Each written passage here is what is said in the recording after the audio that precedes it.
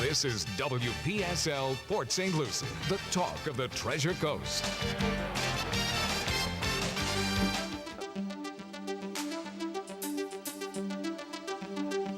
Views expressed on the following program are not necessarily those of WPSL. However, we do encourage you to like and share them on social media such as Facebook, YouTube. Send a copy to your friends. Share and like and subscribe. It's Joanne's World of Nutrition with Joanne Seeger. Good morning, everyone. Happy Thursday. I hope everyone's having an incredible morning. So we have some exciting news for the Wellness Center. All right, so at my Wellness Center, we are now offering some incredible services. We always had the amazing infrared therapy, the sunlight and sauna, and don't worry about feeling too hot in there. It doesn't work by ambient heat. It works by the infrared, near, mid, and far. And then we've always had Mary Ann, our 26-year veteran of massage. She does incredible massage work. And then Ion Foot Detox. So the newest, ready for this? Sedona Pro PEMF mat. So if you want something cutting edge as far as the Fort Pierce area, but not in the world, PEMF therapy has been used since the 18th century. This mat has been around for 30 years. The creator is called the dinosaur of PEMF. He really knows his stuff.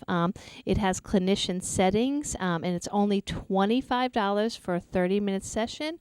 You don't have to get hot. You don't have to take your clothes off. You just lay in this nice, comfortable room, zone out, and if you just look up SedonaProWellness.com, they have so much education, videos, just describing every issue and how the gouts, the hurts, and all these really cool words work to help heal your body. So please check that out, SedonaProWellness.com, and now it is being offered in my Wellness Center. So just give us a call, and we will book your first session for you. All right, so I know I only got half of the grocery store tour done on the last show, so we'll have to do part 2 in 5 more shows because I have some incredible guests lined up. But the one this morning, she's been on many, many times. I still hang on her every word because she pretty much can answer any question I throw at her. So if I have any newbies to the show, welcome.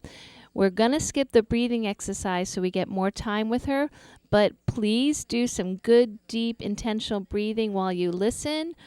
Get focused. I would get a pen and paper out because really she's always studying, researching, and traveling and learning more. So without further ado, let's welcome Cheryl Myers from Terry Naturally You're a Farmer to the show. Good morning, Cheryl. Good morning. It's so nice to be able to visit again soon. Yes, definitely. Yeah. Oh, I always love having you on the show, and I always appreciate you gifting us with this time. So thank you so much. All right. So how you feeling this morning? I am feeling pretty good, although we've got a lot of pollen in the air. I don't know about where you are, but boy, we've got everybody sneezing and watery eyes. And Well, I think we went through that about a month ago. I think in my area, the Treasure Coast of Florida hit the high pollen about a month ago. We saw it on the cars everywhere. So, well, luckily you're in the biz where you know what to do, right? Absolutely. Fortunate that way. Because we're in sunny Green Bay, Wisconsin, so all of our weather's going to be way behind you. So I posted a picture for some friends the other day, actually it was a few weeks ago, of some beautiful daffodils, and they said they were in the south, and they said, "You have daffodils? Our daffodils were gone weeks and weeks ago." So I think that we're running a little bit behind. Okay, nothing wrong with that. That's all good. Yeah. All right, so Cheryl, we might have maybe a few new listeners. So I love your bio, and I love how you tell the kind of story that brought you to the point of being on this show. So could you take a few minutes and let everyone know who Cheryl Myers is? Oh, okay. As you said, my name is Cheryl Myers. I am currently the head of scientific affairs and education for a company called Europharma, and Europharma makes the Terry Naturally brand of dietary supplements. I've worked in integrative health, which is what I like to call it. I don't think it's an alternative because I don't think you have to pick one or the other. Sometimes you can blend mainstream and integrative health together just fine. And I don't think it's complementary. I don't feel like mainstream healthcare is the only way and somehow, the natural world complements it. So I really like the idea of integrative health where you select from all the worlds of clinically validated medicine to weave them together to help people reach their health goals. So I started out as a registered nurse, went to Purdue University, which is an awesome school, but very much against anything or anybody that colored outside the lines. They didn't even validate chiropractic medicine. So we were all taught that people that work in this world were all quacks, and there was all voodoo and all the usual kinds of stuff. Well, one of the good things that happens once you get out into the world is sometimes your eyes are opened and you get some maturity and you start to see things that make you rethink what you've been taught. And one of those experiences for me was working as a hospice nurse. So I was a pain control specialist in hospice, and this is end-of-life issues, and my patients were mostly cancer patients, AIDS patients, and end-stage heart disease patients. And they were trying everything. They were doing all kinds of touch therapies and special diets. This is back when the macrobiotic diet was big. All kinds of different interventions they were using. And they would ask me about it, and I didn't know anything. And that made me feel kind of bad that they're asking me these questions, these health questions, and I'd never been exposed to any of this. So I got interested, and I started to try to look things up and learn more about some of these methods to help people feel healthier or to address their pain or their anxiety or to give them more energy or more vigor or extend their life somewhat. And that's how, be careful what you get interested in, because next thing I knew, I was sucked body and soul into this industry. I started my career. Terry Limeront, who is a legend in this industry, hired me 22 years ago because he wanted somebody who could bridge both the mainstream medical world and also the world of dietary supplements and integrative medicine. And I have absolutely loved it. And when he founded his new company, Europharma, 12 years ago, I came with him, and as I said, couldn't be happier working in this world. Wow. Yep. I love that bio.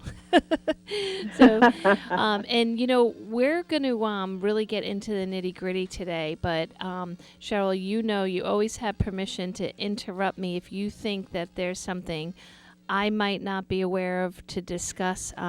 Feel free to, let me know of something that's cutting edge that I might not. Okay. But I would like to start with melatonin, because melatonin is definitely, I believe, at least with my consumers, a little misunderstood as just a sleep aid.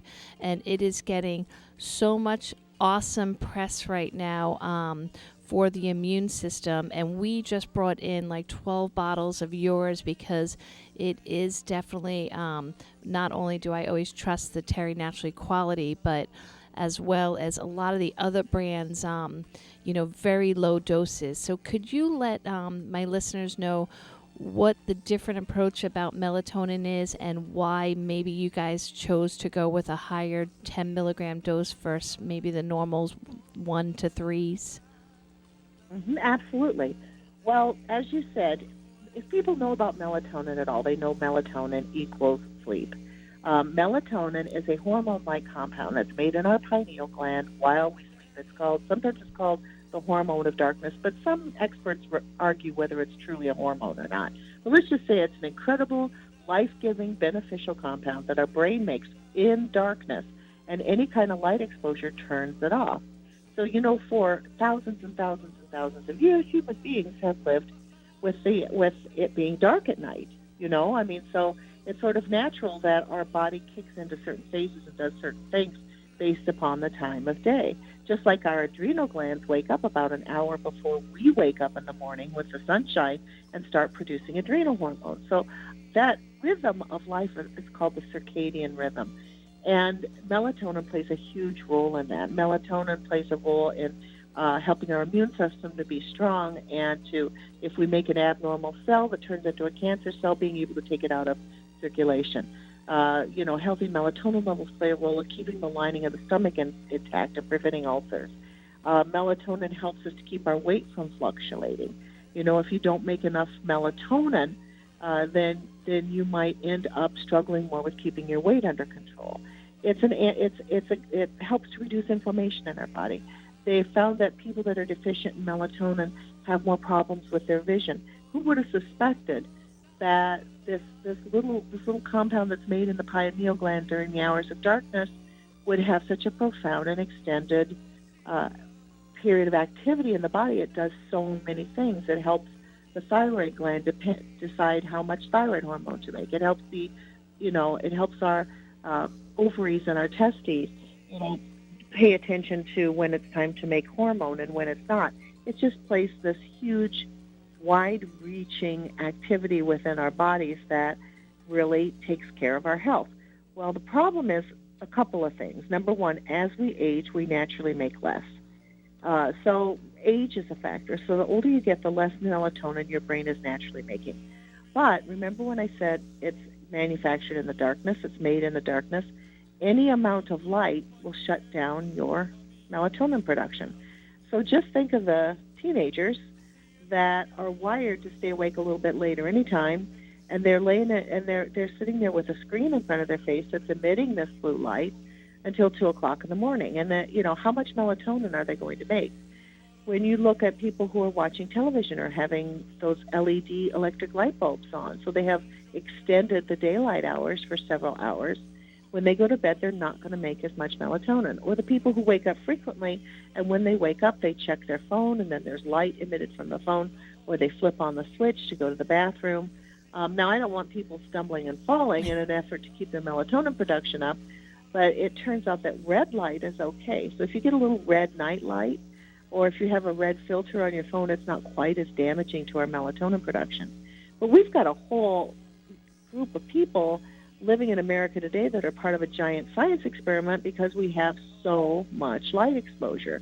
We didn't have to deal with this 200 years ago, and now we do.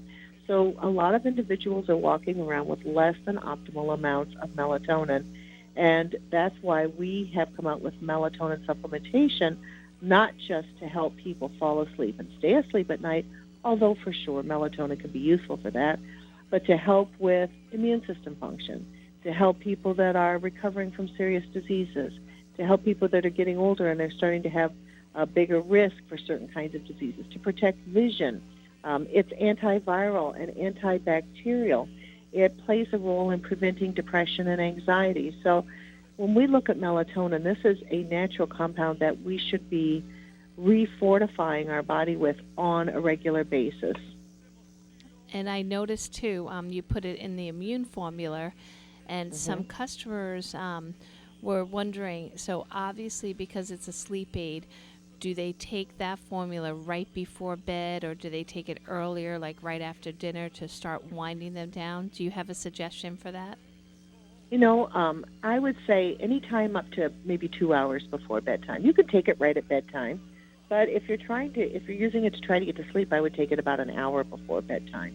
But, somewhere in that factor, there are other experts who say that you should supplement with melatonin when it gets dark. So if it gets dark at 8 o'clock, that's when you should take it, even if you're not going to bed till 10 or 11 at night.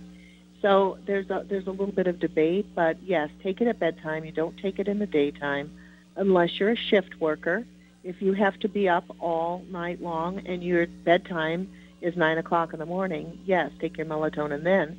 That can be really useful to help you get a good night's sleep and to reach those deeper phases of sleep where our body makes important things like human growth hormone and repair some of the damage that's occurred to our bodies during the day. In fact, that's one of the ways that they found out that melatonin plays such an important role in cancer prevention, is they looked at nurses who were working the day shift versus working the night shift. And they found that nurses working the night shift had about 30% more risk for breast cancer than nurses who worked the day shift, based simply on the fact that since they were sleeping in the daytime, and not all of them had good sleep hygiene, maybe they didn't have light blocking blinds on their windows, or maybe they were interrupted frequently because their kids were at home. But whatever the case may be, their melatonin production was greatly diminished. Yes, and I actually read that study, and when my daughter had to do a sleep study, I was talking to the technician who worked, 4 nights a week doing these sleep studies, and I would ask her, I said, how are you doing during the day? Like, are you using blackout shades? Do you make sure that you go into a nice deep REM sleep?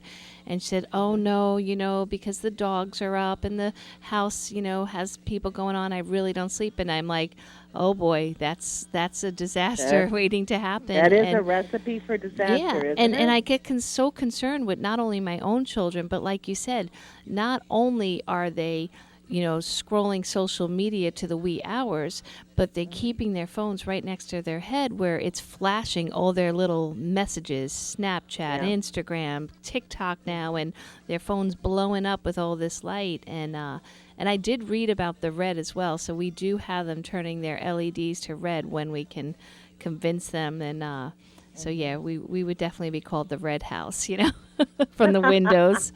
But that is such interesting, and I have heard there's one study with children too, where for years I would always tell customers, well, if you're under 35, don't worry about melatonin. You're good till 35. But now I heard because of all the technologies that they're pretty much keeping right on by their eyeballs, that the depletion is happening at a much earlier age. So that's a little really scary. Sad, and it's another interesting thing is looking at the type of light. And they find that, exposure to firelight, like if you have a fire in your fireplace or a campfire or you have candles lit, decreases in the darkness, decreases your melatonin production about 5%. Wow. Some of these, sometimes even 5 or 10%. But when you're looking at some of these newer light bulbs that have that newer, more advanced technology, it can suppress melatonin production by over 80%. That is crazy. Yeah. And because so many moms and dads, they put light bulbs on at night for children to give them some comfort level. So that's really damaging. It is. Well, make sure that they're little red night lights because, as I said, red light, which is sort of like firelight and candlelight, it has a teeny little bit of suppressive activity, but it's totally doable compared to the other kinds of light you might be exposed to. And I don't know about your neighborhood, but my neighborhood has about a third of the people that live in my neighborhood have this belief that they leave all their outdoor lights on at night, that somehow it's crime preventative, even though we don't live in a high crime area. And I think, well, if you have your front porch light on all night long, if you've got a burglar, they're just going to come in the back, Exactly. Hey, that's why I have dogs. Sure. It's like that's the best security. There you go. Well, what's funny, Cheryl, is when we first moved into our neighborhood, there was this house. It's the same size house as ours, but all their light bulbs inside their house were red. And we literally said some crazy things about these people. We were like, what is going on? Like, are they like some kind of weird club? Or we really thought the worst because they have red. But then once we learned so much about light therapy and all these things, we're like, oh, wait, they're smarter than us. It's like how smart they were to be right, in the beginning of all this information and changing their house to the appropriate lights, I hear you. So that's so cool. They were way ahead of their time. Yeah, definitely. I mean, my husband's probably going to be thrilled after listening to you and going, I knew it. I'm going to get red light bulbs for everywhere. So that's so awesome. All right. Well, so maybe at least have one for your bathroom because, as I said, I don't want people stumbling and falling. But if you really need a light, if you wake up at night, make it a little red light somewhere. Yeah, that's a great idea. And I know, too, you mentioned sometimes neighbors or street lights, but now they have such inexpensive blackening shades and stuff that really there's no excuse to really not be able to keep out that invasive light. Yeah, so it's a real good point. And I always tell people that, really try to make at least the bedroom black, even my diffuser light, that little accent light bothers me. I hate having really any light going on in the bedroom. So I hope all the listeners are hearing this. Sleep is critical, and so of course we know melatonin as a sleep aid, but this is really critical for so many things. And Cheryl, you mentioned adrenal function, and I think my listeners probably know what you're referring to, but can we go right into adrenal plex and the adrenal system? Because I really think with all the stressors of the year, or now we can say more than a year, I think we all might need not only great sleep, but also a little help waking up and getting our adrenals going. Right. Well, a gland is defined as an organ in the body that makes some kind of hormone. So when women have ovaries, and the ovaries make estrogen, right? So the ovaries are a gland. Well, we also have the adrenal gland and the thyroid gland. And the thyroid gland makes thyroid hormone, and the adrenal gland makes a variety, actually more than one kind of adrenal hormone. They're very sophisticated. So when I'm talking to patients or when I'm talking to consumers, I say that the thyroid gland is the marathon runner, because your thyroid dictates the amount of energy you need to stay alive. That's called basal metabolic rate. So it dictates how fast your heart can beat, or how much energy is available for your lungs to breathe and your kidneys to filter. It is the energy of life, and it has to be on. It's a marathon runner. It has to be producing energy every hour, every minute, every second of your life. So that plays a crucial role in our health. The adrenal glands are emergency energy. I always call them the sprinter, because they're not marathon runners. They're not firing all the time, but by golly, when they fire fast. And it's emergency energy to help us out in our time of need when we are threatened in some way. So threatened by a tiger that jumps out of the bushes, or threatened by a sound we hear in the darkness, or threatened by cutbacks at work and we don't know if we're going to be next, or there's just a whole variety of different things that our body is prepared to take care of us by giving us some emergency energy. So if you have a lot of stress in your life, especially adult survivors of a lot of childhood trauma that have grown up in maybe very dysfunctional families, or maybe some tragedies happen in your family at a very young age, sometimes the adrenal glands get kind of worn out. By the time you're an adult, they're not working quite like they should, and you get people that have, one example of someone whose adrenal glands are really not producing the hormones that they need for optimal functioning are people who feel overwhelmed by everything, or their energy is low, something bad happens, and it just takes them out of circulation. Like an example might be if you were in your car and you had a narrow escape, like you almost had a really serious car accident, your heart would flutter and you would feel kind of weak in the knees, and you take a few breaths and say, oh my gosh, but then you'd go on with your day, right? So when someone with low adrenal function, that might wipe them out for a long period of time. They might feel exhausted after an event like that because they're not producing enough adrenal hormone anyway, and then that sudden onset of an emergency situation drains them even further. So those are some of the things that you see. Sometimes people who struggle with anxiety don't necessarily have anxiety as a disorder. They have anxiety because their adrenal glands aren't working right. So sometimes it's hard to tell it apart. When is it true anxiety as a mental health concern, or when is it anxiety because your adrenal glands aren't working right? So a lot of individuals, especially, I keep coming up with the same phrase, especially as we age, as our adrenal glands may not work quite as well as they did when we were 20 years old, need a little help. And so adrenoplex, that's a long roundabout way of saying, adrenoplex is our most powerful adrenal boosting product. It pushes in one direction, that's up. It helps your adrenal gland do more. So it has 3 different types of components. So it has a hormone component with things like pregnenolone and adrenal extract and DHEA. These are important hormones that the adrenal gland makes or utilizes to make some of the compounds it needs to function wisely. We have an array of bioactive B vitamins. Now, your B vitamins can be in the average form, which your body has to turn into the active form, but some people aren't very good at that. So we just go ahead and put them in their active form. It's a little bit more expensive, but boy, they are so much more powerful. And those are also building blocks that our adrenal gland uses to make things like adrenaline and noradrenaline and some of these other really important adrenal hormones, and a couple of botanicals, licorice and a little purple flower called Romania.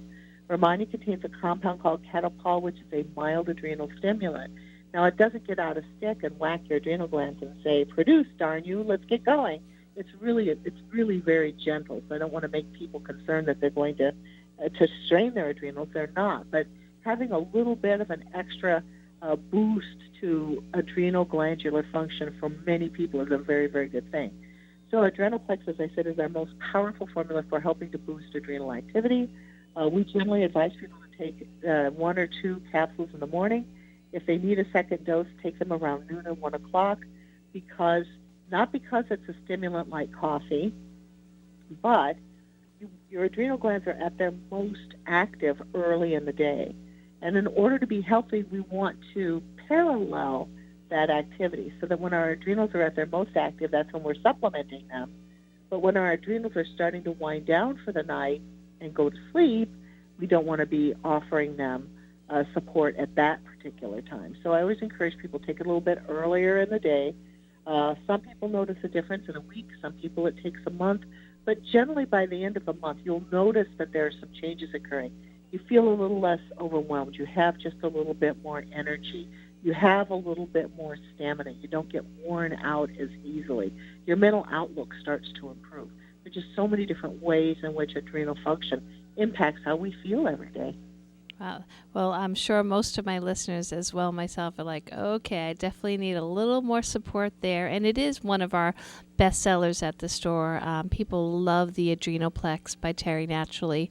But there is one little point I'm hoping you can voice your opinion on.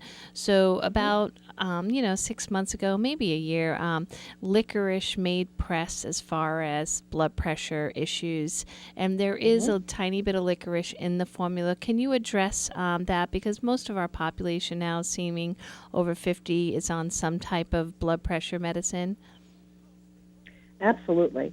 So licorice is an herb, and it's a flavoring agent. And we think of licorice in the United States as licorice, but quite honestly, it's not flavored with licorice. Most American licorice is flavored with a spice called anise. European licorice is flavored with licorice, and by the way, it is delicious. I love it. I really do. I love it. If you ever get any of that, like those English licorices, oh my gosh, they're delicious. So, but they're flavored with licorice, so it's a really wonderful flavor. What they found is that people who like the candy just a little too much, they had a couple of cases in Great Britain where people were eating just a ridiculous amount. Like they were eating a bag, and I'm not talking small bag. They're eating a large bag over the course of the days of these little licorice all sorts and things like that. And their blood pressure was going up. Well, it turns out that licorice is really good for your adrenal glands. And one of the hormones that your adrenal glands makes is called cortisol. And if you produce too much cortisol, it will raise your blood pressure. So they started to make warnings about licorice and blood pressure, which is true for eating licorice. However, the amount that's used in supplements to merely support the adrenal gland activity and hormone production is probably 100 times less than the amount you get when you're eting a bag of licorice candy. Yeah, so and never mind all that sugar and gluten that they're swallowing. Right? Yeah. So the amount that's used is very small. It is very useful because, as I said, it is active with the adrenal gland, but it does not raise your blood pressure. You would have to probably take 30 or 40 Adrenalplex capsules at one time to even get close to the level of eating, some licorice candy, true licorice candy. Okay, you said it perfectly, which I knew you would. All right, so the other conversation that's coming up more and more is about the avoidance of certain things before treatments or surgery. It used to be where the doctors would send my customers in with a list of 2 or 3 things that might interfere, might be a blood thinner, might. But now those might lists are like longer and longer.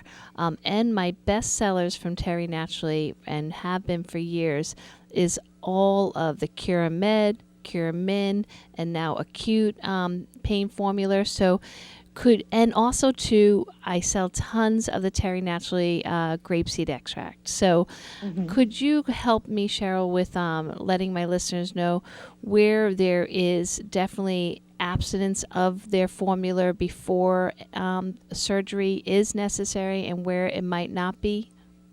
Yes. Well, first, folks, do what your doctor tells you.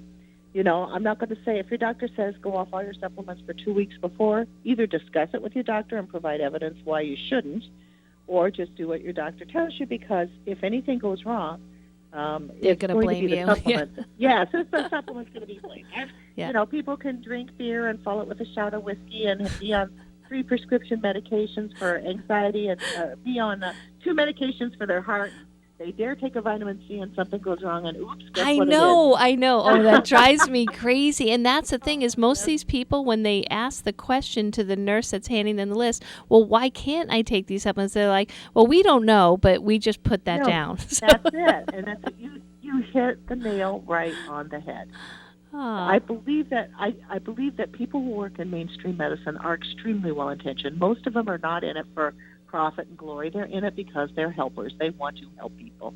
So I think that their intentions are good. But the problem is, and this is in some ways a good problem, natural medicine has exploded in popularity. And so it used to be that they only had to think about 2 or 3 supplements that people were taking. Now there's thousands on the market, and they don't know how they work. And so because they're frightened, they say just don't take anything. Now, curcumin and grapeseed extract both are very good for healthy circulation. And that's a good thing because most of the time we need help with our circulation. The next thing is they're both good at preventing abnormal blood clots. So your body is not supposed to make blood clots inside the body. So if you make an abnormal blood clot and it gets caught in your leg, it's called a DVT or a deep vein thrombi. If you get a clot that goes to your coronary arteries and blocks the coronary artery, you have a heart attack. If you get a clot that goes to your brain and gets stuck in one of your brain blood vessels and cuts off circulation, you have a stroke. If it goes to your lungs, you have a pulmonary emboli. So these are serious life-threatening situations. So it's a good thing to not make abnormal blood clots. The problem is that a lot of doctors interpret the fact that an herb is good at preventing abnormal blood clots as somehow it's going to interfere with blood clotting when you need your blood to clot, like when you get a cut or when you're having surgery. And that part of it is not the truth. You can affect certain parts of the factors that lead to abnormal blood clots without, quote, thinning the blood. So curcumin, while it does help to prevent abnormal blood clots, has never been shown to significantly thin the blood. And in fact, there is one human study, and yes, we need more studies, but let's face it, most people are not going to invest the money to do a lot of clinical work with dietary supplements because they can't patent them and they can't make a huge multi-billion-dollar product out of them. But there is one study that shows that curcumin, and this was taken along with a prescription blood thinner called warfarin, brand name Coumadin, did not increase the activity of the Coumadin, did not make the blood any thinner, even when it was taken along with a blood thinner. Grapeseed is the same way. Grapeseed extract helps to prevent abnormal clots, but it does something else too, which is crucially important. And one of the best reasons I recommend our French grapeseed, our clinical OPC with that French grapeseed PX1, is because it strengthens blood vessels. And that's good for beauty reasons, because if our varicose veins and spider veins are tighter and stronger, they don't bulge as much and they're not as apparent. They help to prevent that kind of thing in the first place. But also it's important if you have cardiovascular issues, because having healthy, strong blood vessels is a very good thing, especially in the brain, where if you have a blood vessel that ruptures, it can cause something called a hemorrhagic stroke or certain other factors within the body. So I hate to see things like curcumin and grapeseed extract, our Curamin clinical OPC, I hate to see them pushed into a bucket that says because they're good for your heart, because they're good for circulation, they must be dangerous blood thinners when they are not. Now, that said, there are some supplements that do significantly thin the blood, and you should be wary. I'm not saying they're bad, but you should be cautious. One of them is ginkgo. Ginkgo in China is used more for circulation and heart issues than it is for memory, because it does have that It has a little bit of a blood thinning effect. High-dose vitamin E can have a little bit of a blood thinning effect. Garlic at very high doses. Once you get up to like 3 or 4, the equivalent of 3 or 4 grams of garlic, you're going to get the effects of like half an aspirin. So are they going to make you bleed to death if you're in a car accident? No. But might they increase bleeding time? Yes, they might. So it's wise to pay attention, but to be honest, there's just not that many compounds in the natural world that you have to be concerned about with regards to excessive bleeding. There's just a handful. But because of that handful, doctors who are not trained in this and they are not living in this world every single day just throw the baby out with the bathwater and say, I know that ginkgo does this, so there might be other things, so just don't take anything. Right. Whereas if you really, if you really feel like you need to take something, talk to your doctor or come to the store and ask for it. Is there any literature, anything that I can provide from my doctor that would make them feel more comfortable? Maybe that's what we need to do as a grassroots education effort. Right. And I did, one of the doctors that I listen to quite often with his webinars said a really, my father-in-law is a physician and very well known here. And he made a statement that I thought was so true. He says, here we come out of medical school where, knee deep in debt and we're trying to start our practices. And the people that we see are the pharmaceutical reps. They're the ones that are coming in and day and out, giving us their information, their products, and the people from our side aren't in their faces.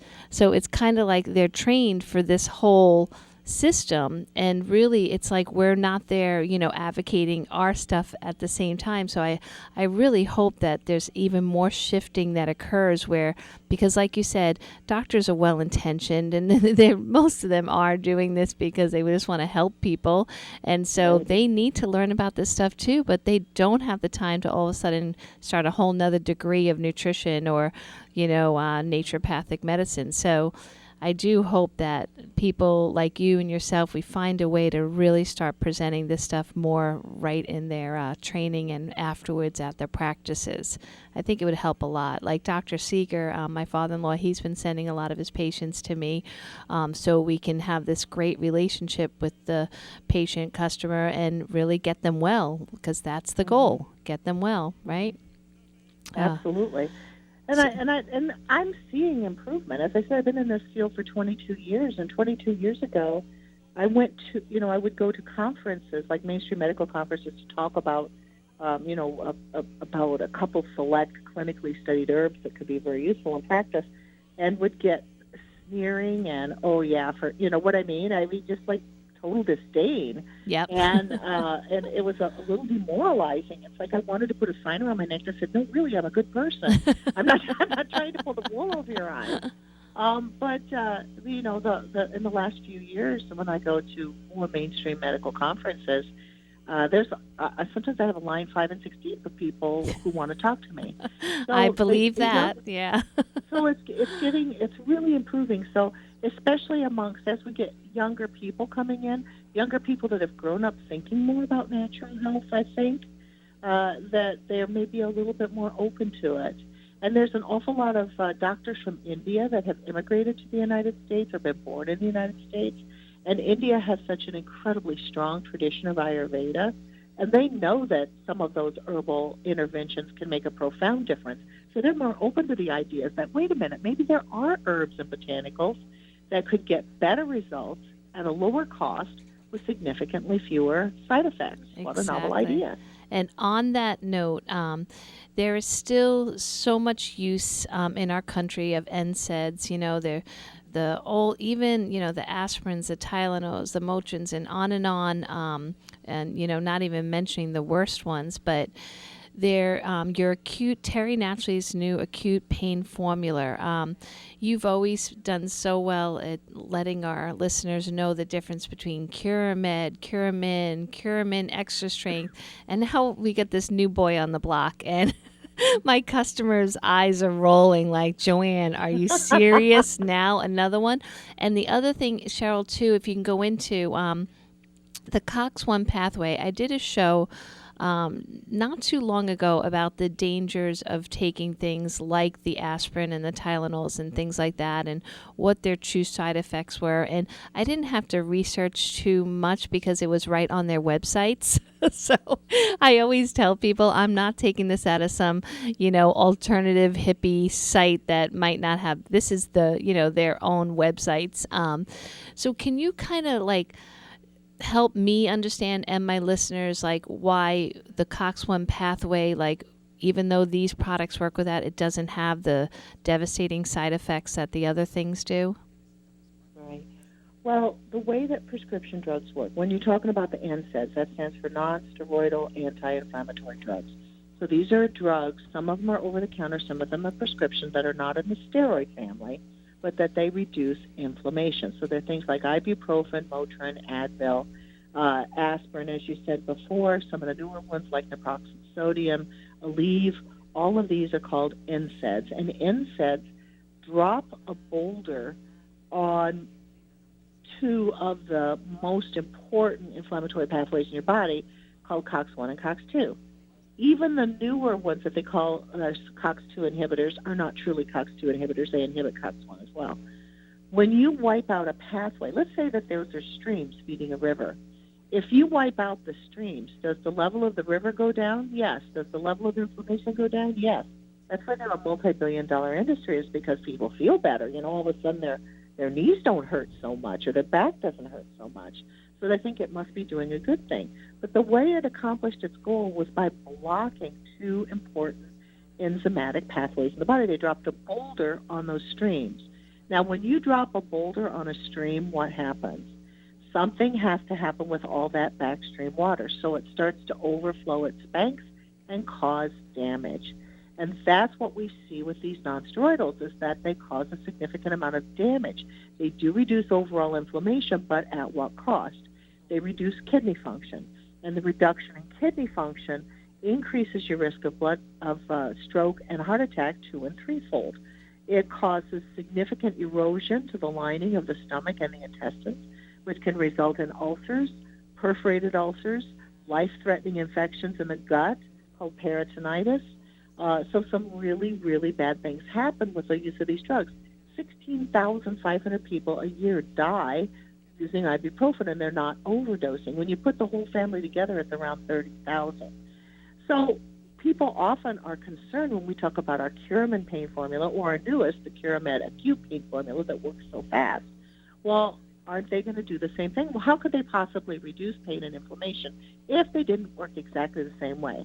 Well, it turns out that there is a multitude of pathways in the body. There's a multitude of streams that are feeding that river. And the way that curcumin, and to a lesser extent boswellia, works is that it goes to these streams and gently downregulates them. That means that they reduce the flow.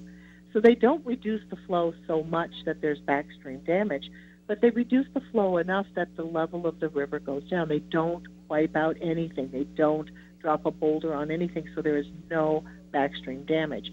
So curcumin touches and downregulates every single inflammatory pathway in the body. And when you put that all together, you get significant reductions in inflammation. Now, boswellia doesn't have much activity on either COX-1 or COX-2. The way that it works is via another inflammatory pathway called 5-lipoxygenase, or the 5-LOX pathway, which is a very hard to address kind of inflammation. We see a lot of 5-LOX inflammation in asthma, COPD, gut inflammation like Crohn's disease or ulcerative colitis, or irritable bowel. So we see that kind of inflammation there. So inflammation is not one thing. That's an important thing to learn.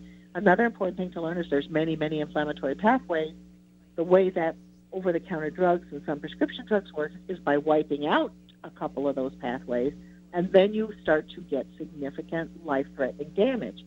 You get side benefits instead of side effects when you use curcumin and boswellia because they're downregulating those inflammatory pathways. Some of the side effects of curcumin are things like reducing your risk for Alzheimer's disease, reducing your risk for cancer, reducing your risk for heart disease. They're really protective and beneficial because they work, I believe, more intelligently within the body because they're not wiping out anything. They're just gently and politely asking each pathway to notch it down a bit. And so there's been study after study that shows that curcumin or curcumin and boswellia combination work as well as, ibuprofen, ketoprofen. What else has it been compared to? It's been compared to Tylenol. Our new acute pain formula has been compared to extra strength Tylenol.